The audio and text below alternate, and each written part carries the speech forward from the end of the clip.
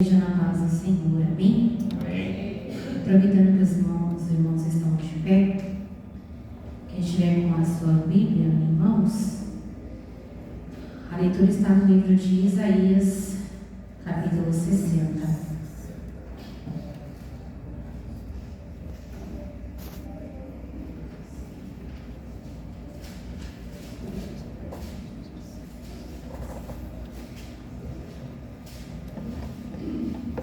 Eu vou ler do versículo 1 até o versículo 22, para podermos entender o paralelo dessa noite, amém? A minha epígrafe diz: a glória da nova Jerusalém. Dispõe-te, resplandece, porque vem a tua luz, e a glória do Senhor nasce sobre ti. Porque eis que as trevas cobrem a terra e a escuridão os povos, mas sobre ti aparece resplendente o Senhor, e a sua glória se vê sobre ti. As nações se encaminham para a tua luz, e os reis para o resplendor que te nasceu. Levanta em redor os olhos, e vê todos estes se ajuntam e vêm ter contigo. Teus filhos chegam de longe, tuas filhas são trazidas nos braços. Então verás e serás radiante de alegria, o teu coração estremecerá e se dilatará de júbilo, porque a abundância do mar se tornará a ti, e as riquezas das nações virão a ter contigo. A multidão de camelos te cobrirá, os dromedários de Midian e de Efa, todos virão de Sabá. Trarão ouro e incenso e publicarão os louvores do Senhor. Todas as ovelhas de Quedar se reunirão junto a ti. Servir-te-ão os carneiros de Nebote para o seu agrado, subirão ao meu altar. E eu tornarei mais gloriosa a casa da minha glória. Quem são estes que vêm voando como nuvens, como pombas ao seu pombal? Certamente as terras do mar me aguardarão. Virão primeiro os navios de Tarsis para trazerem seus filhos de longe, e com eles sua prata e seu ouro, para a santificação do nome do Senhor teu Deus e do Santo de Israel, porque ele te glorificou. Estrangeiros edificarão os teus muros, e os seus reis te servirão, porque no meu furor te castiguei, mas na minha graça tive misericórdia de ti.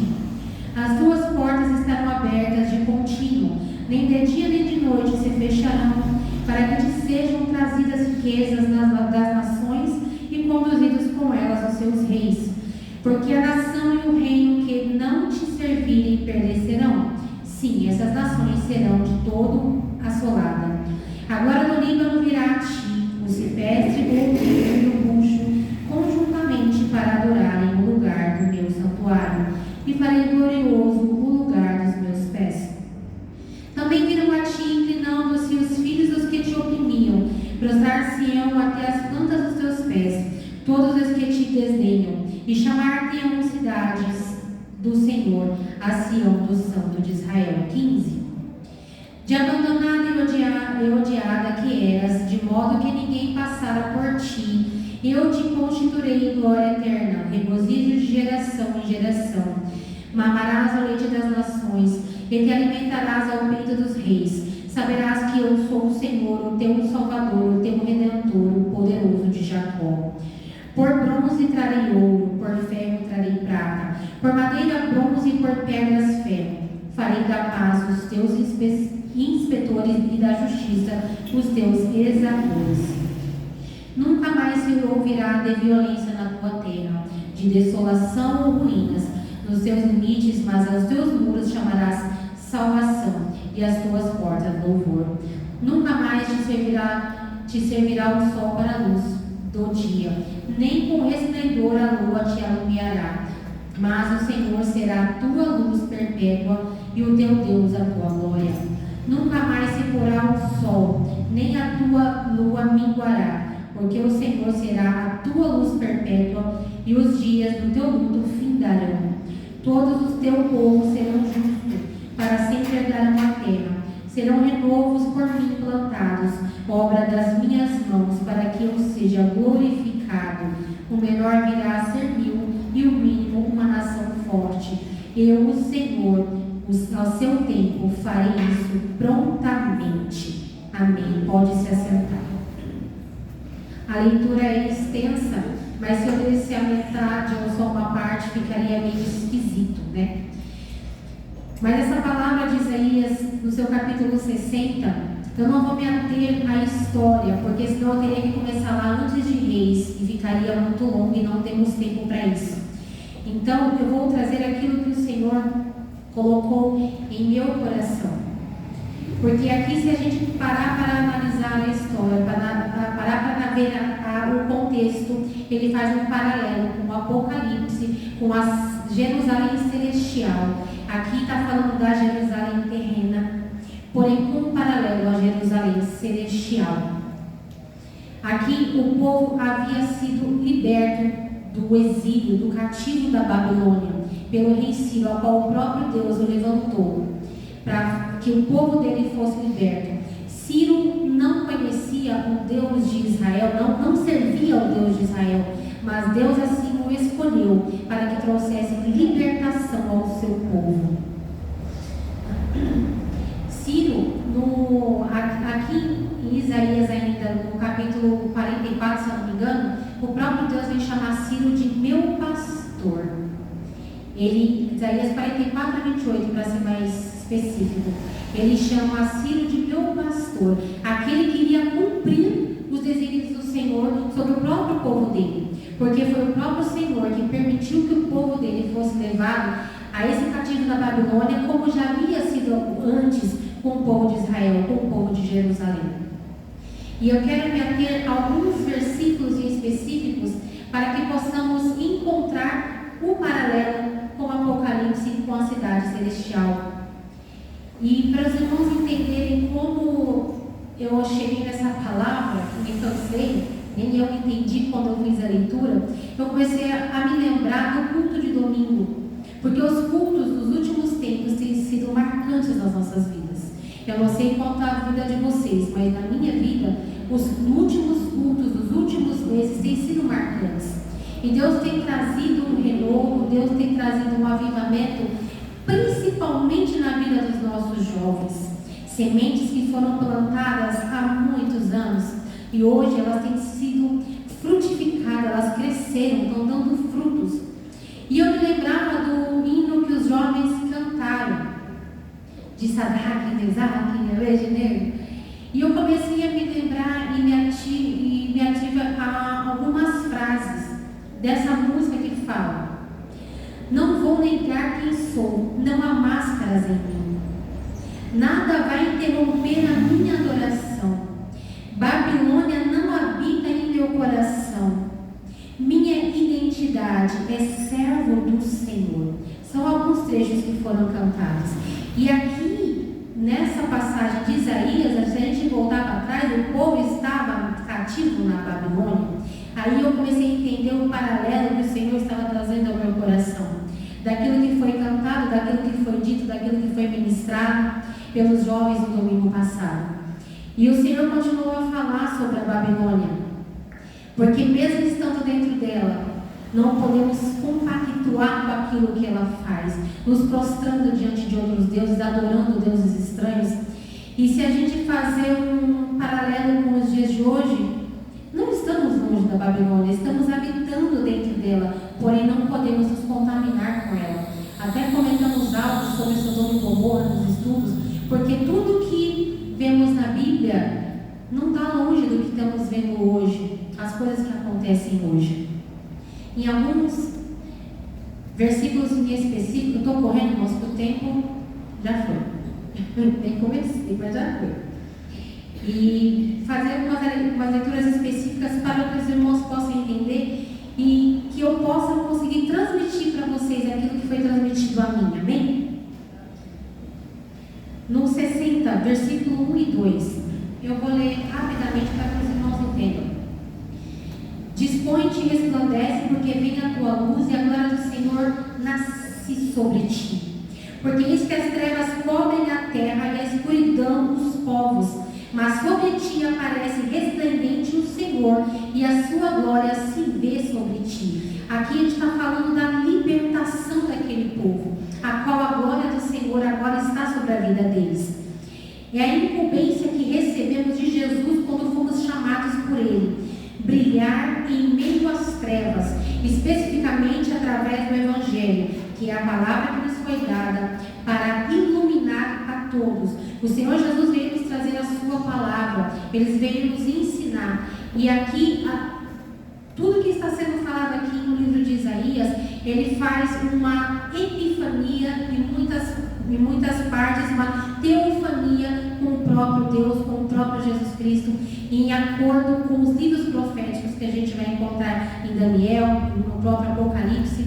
Aqui ele vai fazendo um paralelo com o próprio Cristo, porque aqui, quando a gente se atenta à leitura, a gente vai entender que a gente não está falando aqui só de um povo que foi liberto, mas está falando de um povo que será liberto. A gente está falando para nós do passado, do que aconteceu com eles, e também no paralelo do nosso futuro, porque nós também fazemos parte agora dessa Jerusalém. E esse paralelo vai acontecer conosco também. O povo de Deus foi liberto, mas Jerusalém havia sido destruída e precisava ser restaurada. Aqui o povo foi liberto do exílio, do cativo. Alguns iam voltando para a sua terra, como já havia acontecido outras vezes também. Só que a terra estava com os muros destruídos, com partes destruídas, e aquele povo precisava de uma restauração nas cidades. No versículo 6 e 7, que diz assim: a multidão de camelos te cobrirá, os dromedários de Midian e de Efa, todos virão de Sabá, trarão ouro e incenso e publicarão os louvores do Senhor. No 7, todas as ovelhas de Quedar se reunirão junto a ti, servir-te-ão os carneiros de Naibote, para o meu agrado subirão ao meu altar, e eu tornarei mais gloriosa a casa da minha glória. Aqui está dizendo que essas nações e tribos eram descendentes de Abraão segundo a carne, ou seja, não eram descendentes de Isaac, era filho de Ismael e filhos da segunda mulher de Abraão, de Quetura. Quedar e Naibote são descendentes de Ismael, Midian, Efa, Sabá são descendentes de Quetura. Essas nações habitavam no deserto, além do Jordão, estendendo-se até ao sul da Arábia. Eram nômades que sempre ameaçavam as civilizações. Eles viviam nos desertos e, principalmente os descendentes de Ismael, eles eram homens fortes, homens guerreiros, e eles tomavam terras também. Eles eram guerreiros fortes, porque foi dada uma promessa de Deus para ele. Ele viveria nos desertos, mas eles seriam um povo forte, seriam povos guerreiros. Sempre ameaçavam as civilizações e invadiam na época da ceifa para levar os despojos e atacar os rebanhos. Estes antigos inimigos serão restaurados à comunhão com o povo de Deus, trazendo seus presentes em caravanas de camelos, conforme seu costume de mercadores viajantes, que é o significado do nome árabe. Ouro e incenso representam riquezas e religião, eram os presentes dos magos do Oriente, os foi oferecido a Jesus. Todo aquele povo que um dia perseguiu, todo aquele povo que um dia tomava algo dos outros povos, porque eles aproveitavam aquele tempo onde a ceifa era maior, onde a ceifa era grande, onde eles tinham muitos despojos ali para as suas famílias.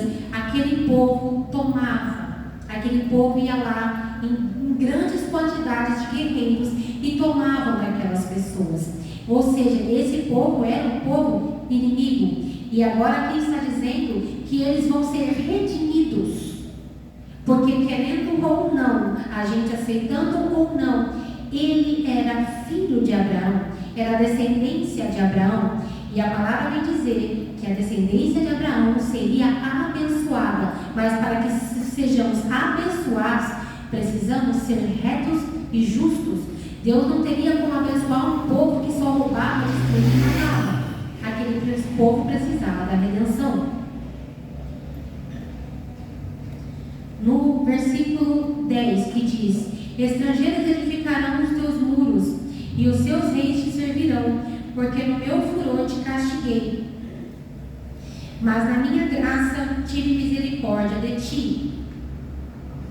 As tuas portas estarão abertas de contínuo, nem de dia nem de noite se fecharão, para que sejam trazidos riquezas das nações e conduzidos com elas os seus reis. Ele vem fazer um paralelo com Apocalipse 21, no seu versículo 23. Que eu vou ler aqui para explicar. Apocalipse 21, 23. A cidade não precisa de sol nem de lua para lhe darem claridade, pois a glória de Deus iluminou e o Cordeiro é a sua lâmpada. Aqui ele está dizendo que as portas daquelas cidades, elas ficaram abertas. E aquele povo que um dia tirou, agora eles vão trazer. Eles vão trazer as riquezas da terra, as riquezas terrenas. Aqui, dois paralelos. A riqueza terrena, que vai ser trazida para aquele povo que perdeu tudo que eles tinham no exílio, no cativo. Agora eles vão recuperar, porque a misericórdia do Senhor alcançou o seu povo. Nós só podemos recuperar algo que nos foi tirado se a graça e a misericórdia do Senhor estiver sobre as nossas vidas. Esse povo teve que chegar ao extremo. A gente conhece a história de Sadraque, Mesaque e Abednego, que a gente canta tanto, que foi para a fornalha na época da Babilônia, e tantos outros que foram castigados. Tem uns que ficam mais em evidência. Mas para que haja a misericórdia do Senhor, precisamos chegar no arrependimento, precisamos nos achegar ao Senhor. E o Senhor, nosso Deus, vendo o que aquele povo dele, que ele mesmo permitiu, porque ele vai falar, na minha ira eu permiti que fossem castigados. E quando ele fala, na minha ira eu permiti que fossem castigados, e aquele povo foi para o exílio, foi para cativo, também nos faz menção de olharmos para Gênesis e encontrar Adão e Eva. Porque Deus, com o pecado de Adão e Eva, a gente pode dizer que Deus irou. E na ira do Senhor eles foram expulsos. E aqui, nesse paralelo, eles foram presos. Enquanto Adão e Eva estavam saindo daquilo que Deus preparou, que era o Éden, que era tudo que Deus tinha preparado no melhor da terra, para aquele homem, para aquela mulher, para que eles tivessem filhos e crescessem naquele lugar maravilhoso, pelo pecado, eles perderam. E agora, nessa terra de pecado, esse povo que se afastou do Senhor também, eles não foram expulsos do Éden, mas eles foram expulsos também de suas casas, que era Jerusalém, e foram levados a cativo. Toda vez que nós nos afastamos do Senhor, toda vez que nós caímos no pecado, nós somos expulsos da presença do Senhor. Porque hoje nós somos expulsos de uma terra. Ninguém vai me expulsar da cidade e tirar do seu pecado, mas eu vou ser tirada da presença de Deus pelos meus erros. Então, hoje nós precisamos ser como os carvalhos. O carvalho é a melhor madeira, é a madeira mais pura, é a que purifica a tudo que é guardado dentro de um carvalho. Ele fica praticamente ali eterno, de tanto que ele supre. Algumas empresas guardam vinhos em tonéis de carvalho e se tornam os melhores vinhos. Se nós nos tornarmos os melhores tonéis de carvalho, nós teremos dentro de nós aquilo que é mais puro e será eterno, que é a presença do Espírito Santo do Senhor. Aquilo que a gente usa para guardar, porque hoje somos chamados templo e morada do Senhor. Se tivermos a qualidade de um carvalho dentro de nós, que somos templo do Senhor, nós teremos o melhor habitando em nós, que é chamado Espírito de Deus. No versículo 12, que diz, porque a nação e o reino não te servirem, porque a nação e o reino que não te servirem perecerão. Sim, essas nações serão de todo assoladas. Aqui, agora a gente faz um paralelo com Cristo, com o próprio Cristo. Aquele que não crer e aceitar a Cristo perecerá e será assolado pelo fogo eterno. Todo aquele que zomba de Deus, todo aquele que zomba dos filhos de Deus, eles perecerão. A palavra de Deus fala que aquele que crer será salvo, aquele que crer será liberto. E aqui a gente faz um paralelo que diz que as nações do reino que não servirem perecerão. Ou seja, aquele que não crer ao Senhor, porque eu estou fazendo um paralelo com que é o que a palavra nos traz. Aquele que não crê, perecerá. Aquele que não crê e for batizado, perecerá. Aquele que não anda na presença do Senhor, aquele que não servir ao Senhor, perecerá. Aleluia. No versículo 13 que diz: agora do Líbano virá a ti o cipestre, o homeiro e o bucho conjuntamente para adorarem no lugar do meu santuário, e farei glorioso lugar dos meus pés. Aleluia. Lugar dos meus pés está sendo usado aqui como sinônimo do santuário, que é o próprio Deus, significando em primeiro lugar o templo de Jerusalém e depois a igreja do Novo Testamento, que Deus, na sua segunda vinda, irá trasladar para Jerusalém celestial, na qual o único santuário será a presença de Jesus Cristo. O próprio Deus será o santuário. Na cidade celestial, na Jerusalém celestial, a gente não vai ter um templo para entrar para fazer oração. A gente não vai ver um templo como nós vemos hoje. Porque o próprio Deus será o templo de habitação. O próprio Senhor será o santuário de habitação. Será a nossa luz, o nosso resplendor na glória dele. Aleluias. No versículo 14 que diz: também virão a ti, inclinando-se os filhos dos que te oprimem, prostrando-se até as plantas dos pés. Todos os que desdenham chamar-te-ão cidade do Senhor, a Sião do Santo de Israel. A palavra de Deus diz em Romanos 8: por mim mesmo jurei, diz o Senhor, diante de mim todo joelho se dobrará e toda língua confessará que sou Deus. Ou seja, todo aquele que hoje tem perseguido e zombado de Deus, de seus filhos, irão se prostrar e confessar que existe somente um Deus. E esse povo teve que contemplar que o povo de Jerusalém, o povo de Israel, o povo escolhido pelo Senhor, eles tinham alguém por eles. Não eram santos de barro, não eram santos de madeira, que nada tinham por fazer, não tinham poder algum, mas que havia um grande Deus que transformava corações, que andava no meio do fogo ardente, que abria o mar para o povo passar. E esse povo entendeu que aquele povo estava guardado por um ser muito maior, algo que eles não tinham conhecimento e nem teriam como conhecer, porque eles não buscavam o Deus de Israel, o Deus chamado Deus invisível, mas eles conheciam o poder por aquilo que eles já haviam contemplado Deus fazer na vida do povo dele. E da mesma forma Deus também faz em nossas vidas, porque o poder dele é supremo.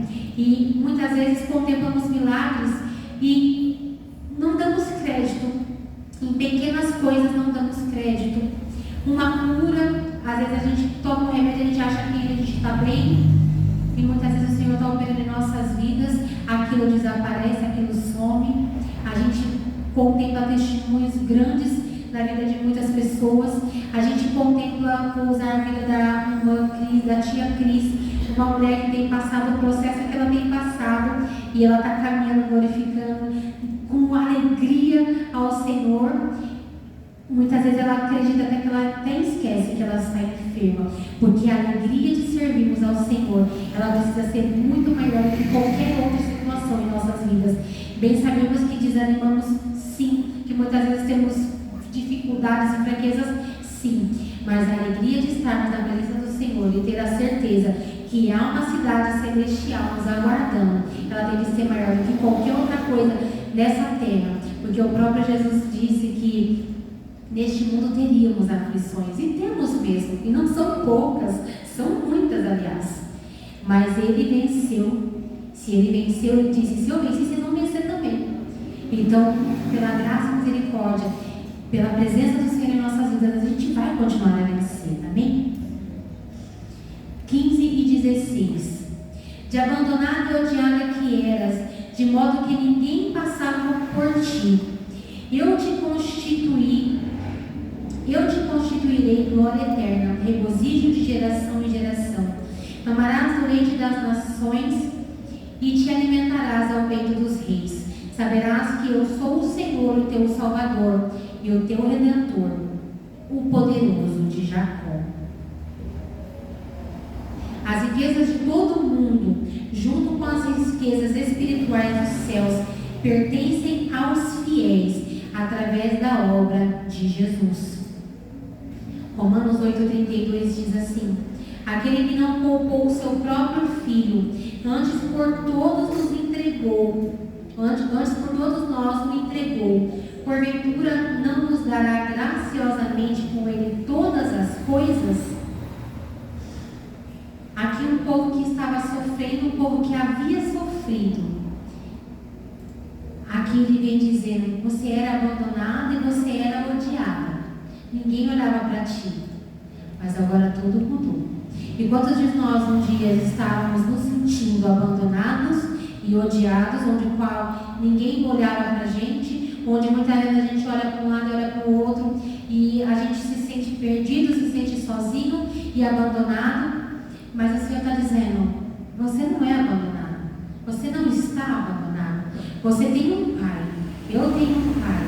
E quando nos sentimos abandonados, vamos lembrar que o próprio Deus entregou o seu único Filho para morrer por mim e por você. E se Ele foi capaz de fazer isso, esse ato de amor, será que Ele não vai nos conceder a sua graça, a sua misericórdia, aquilo que precisamos, aquilo que necessitamos e aquilo que desejamos também? Porque muitas vezes desejamos, mas não precisamos. Mas o Senhor é misericordioso em nos conceder o desejo dos nossos corações. Para quem entregou o maior tesouro, que era o Filho dele chamado Jesus, será que Ele não pode te entregar o melhor dessa terra? Se você pedir verdadeiramente, e Ele vê que aquilo não vai corromper o teu coração, porque se for para nos corromper, o Senhor com certeza Ele não vai nos entregar. Agora, aquilo que for para nos trazer alegria, para nos trazer a paz, para nos trazer aquele conforto, Ele vai nos entregar. Porque a palavra diz: pede e dar-se-vos-á, bate e se abrirá. Precisamos aprender a falar com o Senhor, precisamos aprender a pedir com sabedoria ao Senhor aquilo que precisamos.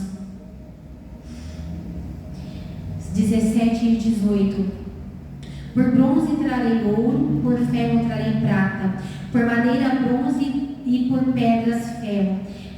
Farei da paz os seus inspetores e da justiça seus exatores. Nunca mais se ouvirá de violência na sua terra, de desolação ou ruínas.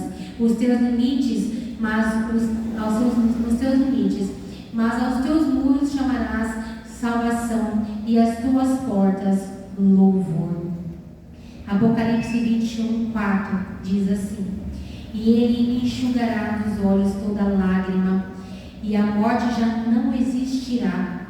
Já não haverá luto, nem pranto, nem dor, porque as primeiras coisas passaram. Aqui passou a violência, aqui passou a desolação, aqui passou as ruínas, e agora será chamado salvação às suas portas e louvor, porque a palavra do Senhor diz que Ele enxugará dos nossos olhos toda lágrima, toda morte não existirá. Mas isso não é aqui na Jerusalém da terra, é na Jerusalém celestial. Encontraremos isso quando Jesus vier buscar a tua igreja adornada e ataviada com vestes limpas. Aí nós encontraremos com o Senhor e encontraremos e receberemos tudo isso que a palavra tem nos prometido.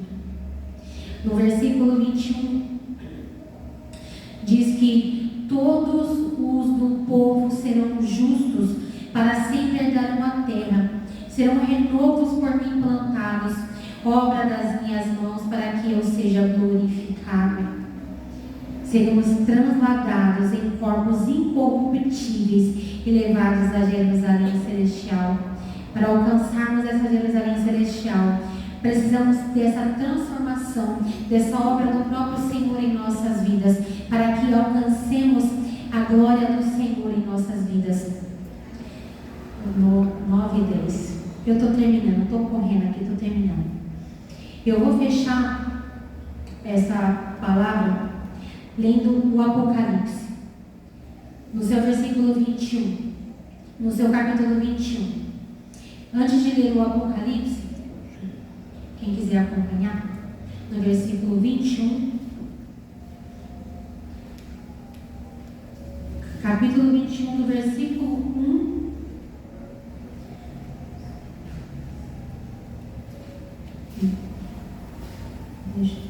do versículo 1 ao versículo 8. Mas o Senhor colocou um louvor no meu coração que não tem a ver com essa palavra, mas tem a ver com essa palavra. Vou entender.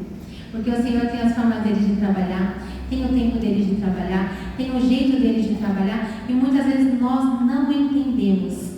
Eu não sei se os irmãos estão conseguindo entender o paralelo dessa palavra, porque eu estou correndo porque o tempo não deixa.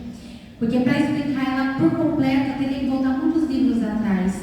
Mas o que o Senhor colocou no meu coração é a nova Jerusalém celestial. Mas para falarmos de uma Jerusalém celestial, precisamos falar de uma Jerusalém terrena. Porque sem ela, a gente não consegue fazer a ligação que a própria palavra está nos fazendo. Amém? Diego, coloca o louvor para mim, por favor. Eu acredito que os irmãos já conheçam esse louvor. Eu já cantei ele aqui. Eu não gosto de repetir louvor, mas... Aleluia. Que vale não é a minha vontade, é a vontade do Senhor. Amém? Pode pôr. Eu creio que muitas vezes se sentem assim, ansiosos.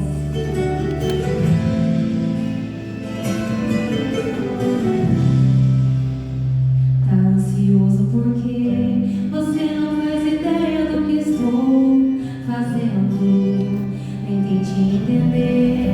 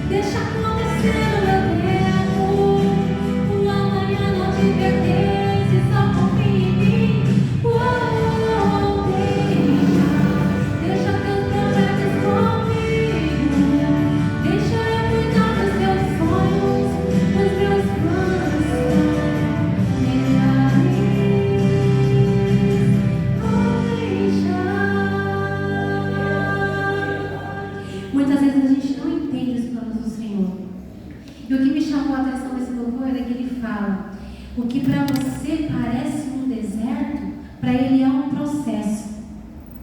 O povo de Deus também lá atrás passou pelo deserto, mas foi um processo necessário para que eles vissem mar abrir, para que eles fossem libertos de cativeiros, de exílios, de Egito, de Babilônia.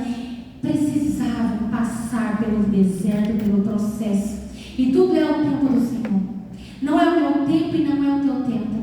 A volta do Senhor não é no meu tempo, não é no teu tempo, é no tempo dele. A palavra do Senhor vai dizer que nem o próprio Cordeiro sabe o tempo. Somente o Pai, o Deus. Quem é eu e quem é você para ficar contando os dias? Mas a palavra do Senhor nos ensina. Conte os dias. Aprenda a contar os dias. Aprenda a reconhecer os sinais. E os sinais da terra nos mostram os sinais que a palavra nos deixou para entendermos que não é tempo de brincar de ser crente. Não é tempo de brincar de casinha, de brincar de templo. É tempo de realmente nos dobrarmos diante do Senhor. De ver o avivamento que temos visto na vida dos nossos jovens. Não só nessa igreja que temos visto, não.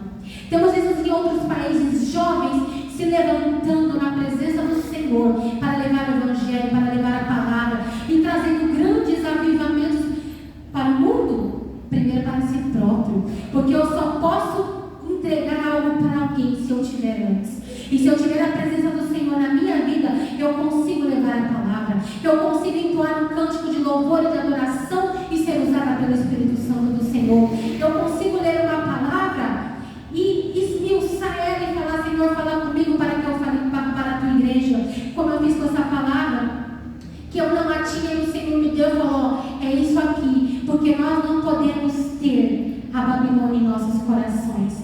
Não podemos deixar que a Babilônia nos inunde com a imundícia que ela tem e que ela tem trazido nessa terra. Mas nós precisamos, como aqueles jovens que não se prostraram diante de uma estátua e preferiram serem lançados dentro de uma fornalha acesa e contemplarem a glória do Senhor, o próprio Senhor nos livrando, e nem cheiro de fumaça ficou sobre os seus cabelos e sobre as suas vestes.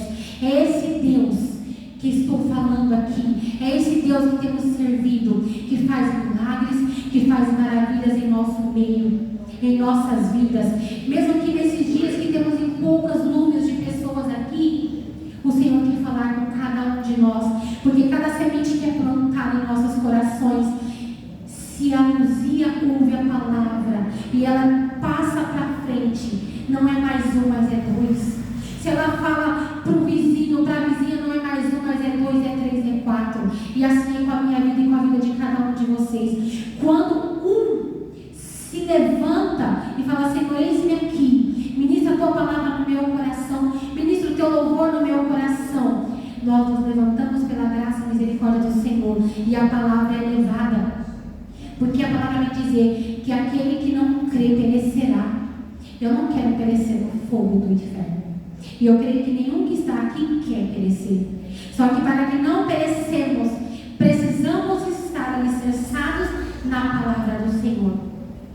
E eu quero ler com os irmãos Apocalipse 21. Ali a gente estava falando um paralelo da Jerusalém, da Nova Jerusalém, daquele povo que foi liberto do cativo, voltando para a sua terra com alegria. E muitas coisas precisavam ser restauradas ali, para que eles pudessem viver novamente na sua terra. E agora aqui o Senhor está falando de uma nova terra. Mas essa nova terra, ela já está feita. Ela já está preparada com ruas de ouros.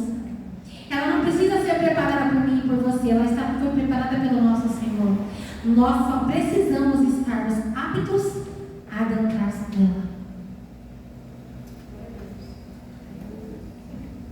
Apocalipse 21, o novo céu e a nova terra.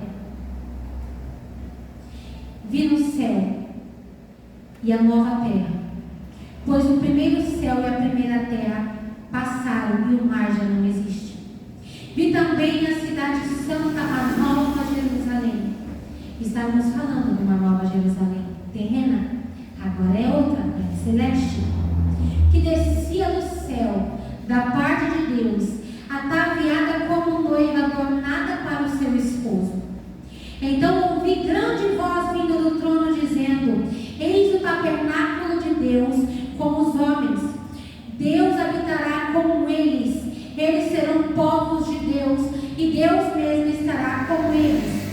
Ele lhes enxugará dos olhos toda lágrima e a morte já não existirá. Não haverá luto, nem pranto, nem dor, porque as primeiras coisas passaram. E aquele que está sentado no trono disse: eis que faço novas todas as coisas. E acrescentou: escreve, porque essas palavras são fiéis e verdadeiras. Disse-me ainda: tudo está feito. Eu sou o Alfa e o Ômega, o princípio e o fim. Eu, quem tem sede, darei de graça, da fonte da água da vida. O vencedor herdará essas coisas, e eu lhe serei Deus, e ele me será filho. Quanto mais, porém, os covardes, os incrédulos, os abomináveis, os assassinos, aos impuros, aos feiticeiros, aos idólatras e a todos os mentirosos, a parte que lhes cabe será no lago que arde com fogo e enxofre, a saber, a segunda morte. Temos uma vida na terra e temos uma vida preparada eternamente nos céus com o Senhor. E para estes, do versículo 8, há uma vida eterna preparada também. Há uma vida na terra e há uma vida eterna preparada no lago de fogo e enxofre, para serem atormentados por toda a eternidade. Qual é a vida eterna que eu e você queremos receber do Senhor? Porque no dia do juízo seremos pesados na balança do Deus justo. E que nessa balança de justiça nós venhamos encontrar a Jerusalém celestial, que do próprio Deus desceu dos céus, ataviada para que possamos morar com o próprio Deus. Apocalipse 22, versículo 5. Então já não haverá noite, nem precisam eles de luz de candeia, nem da luz do sol, porque o Senhor Deus brilhará sobre eles, e reinarão pelos séculos dos séculos. Amém. Isaías 60 falou sobre isso. Vocês entendem porque há um paralelo com a cidade da terra e com a cidade dos céus? Porque estamos falando de um livro profético. Isaías é um livro profético, onde o próprio Jesus está escrito ali, em paralelo.